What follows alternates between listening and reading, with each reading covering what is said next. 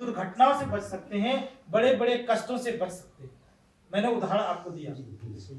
इतनी बड़ी दुर्घटना नहीं होती यदि एक गुण मेरे उन दोनों में से किसी के पास होता, एक के पास होता। दोनों की जरूरत नहीं, एक के पास होता। एक कहता दूसरा निकल लेता, बस। ऑटो वाले ने कहा, मोटर वाला स्टार्ट करता निकल जाता तो ऑटो वाले का पीछे घूमता, वो बड़बड़ा के गुस्सा करके चला जाता आगे अपने रास्ते, और दुर्घटना से बचा जा सकता था। इसलिए बुद्ध कहते हैं खंती, ये क्षमाशीलता का गुण होना मनुष्य के जीवन के लिए नितांत आवश्यक है, यदि वह सुखी जीवन चाहता है तो। बात क्लियर हो गई ना जी? आगे देखते हैं। सोवचस्सता मतलब आज्ञाकारी होना, आज्ञाकारिता। आज्ञाकारिता हमारे जीवन के बहुत महत्वपूर्ण है, और खासकर आज के युग के बच्चों के लिए। वैसे तो बुद्ध का प्रत्येक वचन सर्वकालिक उतना ही प्रासंगिक होता है, जितना 2600 साल पहले था उतना आज भी है, उतना कल भी होगा। बुद्ध वचनों की प्रासंगिकता में कभी कमी नहीं आती। प्रासंगिकता समझते हैं? नहीं तो पूछना चाहिए, आप क्या बोल रहे थे मैं समझ ही नहीं रहा। टीचर लोग जानते होंगे, मतलब महत्व समझ लो। प्रासंगिकता मतलब महत्व। बुद्ध के वचन का जो महत्व है, जितना 26 साल पहले था उतना ही आज है, उतना ही कल होगा। फिर भी 2600 साल पहले जो बुद्ध को सुनता था उसका कल्याण हो जाता था, आज नहीं हो रहा है। इसका मतलब ये नहीं कि बुद्ध के वचनों की महत्वता में कुछ कमी आई, वो नहीं, अनुपालन में कमी आई, हमारी कमी। यही तो है ना।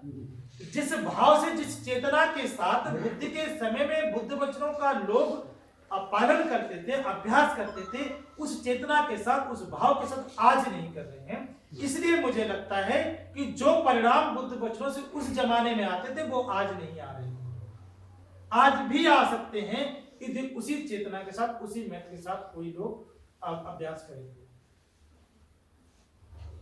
बुद्ध की शरण में जाने का जो मूल भाव था, उस मूल भाव से भिक्षु, भिक्षुणी, उपासक, उपासकें सभी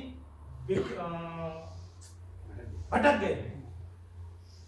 आज वृद्धावस्था में जीवन ले रहे हैं लोग, तो चेतना है कि कितने कार्यक्रम मिल जाए, कितना दान मिल जाए, कितना इकट्ठा करना है, कितना बच्चों को देखो, सिंपल बात। तो जब वो चेतना नहीं, वो भाव नहीं, तो कैसे हो? बुद्ध वचनों में, बुद्ध की शरण में जब कोई जीवन में आता था तो धर्म को पढ़ना, धर्म का अभ्यास करना और अपने लिए मुक्ति का मार्ग खोजने की तैयारी के लिए लोग आते थे। तब इसलिए उसमें सैकड़ों, हजारों, लाखों लोग भिक्षु अरहत को प्राप्त करते थे। सुरतापन, सग्दागामी, अनागामी, अरहत ये मार्ग फल को प्राप्त कर रहे। आज नहीं हो पा रहे तो नहीं आप उस चेतना के साथ नहीं आ रहे तो नहीं। ये भिक्षुओं की बात मैं कर रहा हूं कि मैं भिक्षु, मैं आपकी बुराई नहीं कर रहा हूं, नहीं कर रहा हूं, लेकिन आपके ऊपर वही लागू होता है। यदि बुद्ध वचनों को उस परिशुद्ध चेतना के साथ ग्रहण नहीं करेंगे, उस सम्यक संकल्प साथ अभ्यास नहीं करेंगे, तो उसका परिणाम जीवन में नहीं आएगा। आपने सुन लिया खंती शुद्धता बहुत आसान बात है, अच्छी बात है, मन प्रसन्न हुआ, बढ़िया बात कही। लेकिन अगर आपको क्रोध आया, कोई अप्रिय घटना, और आप इसका जीवन में पालन नहीं कर पाए, इस पर नहीं टिके रह पाए, तो आपके व्यर्थ हो गया, व्यर्थ हो गया। इसलिए इसका अभ्यास करना, स्मरण करना, बार बार चिंतन करना कि मैं अभ्यास करूंगा कि मैं इसको उत्पन्न नहीं होने दूंगा। और क्रोध इसका एक अवयव है। जहां क्रोध है वहां क्षमाशीलता नहीं है, जहां क्षमाशीलता वहां क्रोध नहीं है। तो क्षमाशीलता का अभ्यास करने से क्रोध का भी शमन होता है। जो आप बात बता रहे, ये हिंदू धर्म का उसमें भी बातें, सत्य तो सत्य है, सत्य तो सत्य है, ले लिया उसने सत्य तो, मैं तो वो बता रहा हूँ जो बुद्ध ने कहा है, मैं अपना कुछ नहीं बता रहा हूँ। ना मैं हिंदू धर्म बता रहा हूँ, ना बौद्ध धर्म बता रहा हूँ, ना मैं अपना बता रहा हूँ। मैं तो इसलिए देखो आपके सामने खुली रखी, ये भी नहीं कह सकता कि आप बंदी जी अपने मन से आपको बता रहे। ये जो इसमें लिखा है बस मैं उसी का एक्सप्लेन कर रहा हूँ। हाँ, वो उसको परिभाषित हो जाता है कि वो अपना उसमें जोड़ देते हैं, हाँ भगवान भाव के रूप ही है, ऐसे जोड़ देते हैं। कोई मतलब नहीं, कुछ मत चाहिए इसमें। इधर उधर किसी से इन बुद्ध वचनों की कभी किसी से तुलना की ही नहीं जा सकती, कभी मत करिए। मैंने कल भी कहा था, जब आपके पास इतना बड़ा गहरा धन है तो दूसरे धन से अपने धन की तुलना क्यों करनी? आपके पास श्रेष्ठ धन है ना त्रिपिटक के रूप में। जिंदगी गुजर जाएगी, नहीं पूरा बुद्ध वचन पढ़ पाएंगे आप, एक जीवन कम पड़ता है। तो दूसरे को तुलना करना, पढ़ना सीखने में क्यों अपना समय बर्बाद करना? मेरे को क्या लेना देना? उस रास्ते को कभी नापने की कोशिश मत करो जिस रास्ते आपने जाना नहीं है। उस रास्ते को नापो जिस रास्ते आपने चलना है। सीधी सी बात है, सिंपल बात है। खैर छोड़िए, वापस अपने उस पे आते हैं। तो स्ववचस्सता अर्थात आज्ञाकारी होना।